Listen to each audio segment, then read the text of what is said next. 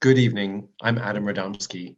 And I thought this evening I would tell you a little cats and dogs story about how science has helped us to make psychological therapies remarkably effective for anxiety disorders and related problems like obsessive compulsive disorder that I study in my lab.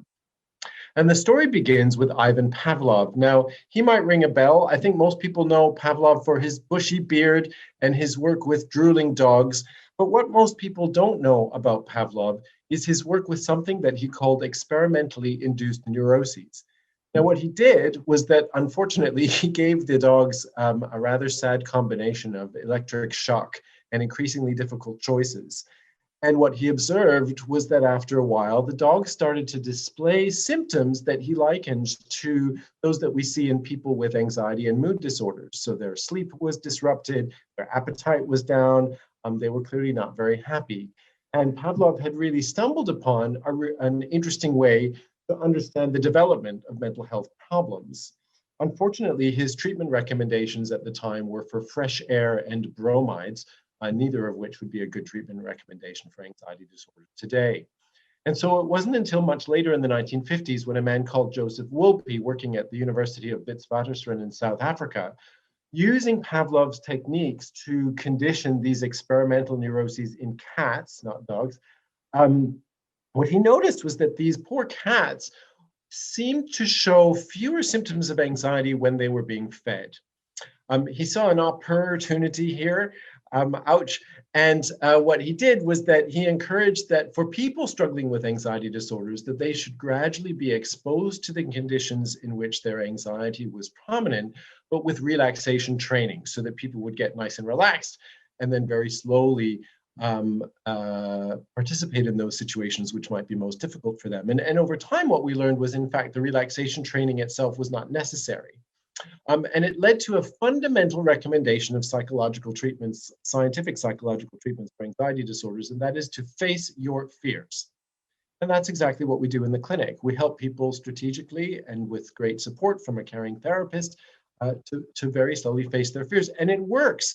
And it works remarkably well. And over the years, by listening to our patients and clients, we've learned that it's not just their behavior that matters, but it's also their thoughts and their beliefs.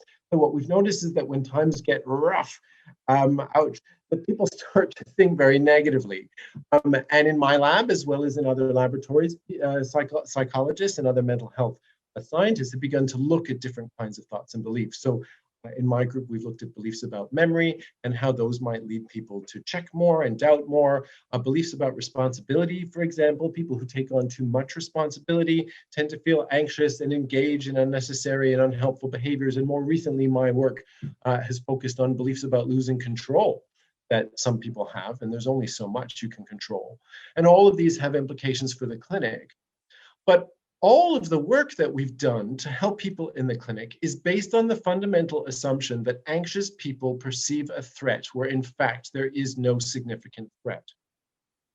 And then comes COVID, and all that goes out the window. We certainly wouldn't ask someone who is anxious about the virus to go and hang out with COVID positive people as a way of overcoming their anxiety. In fact, please don't do that.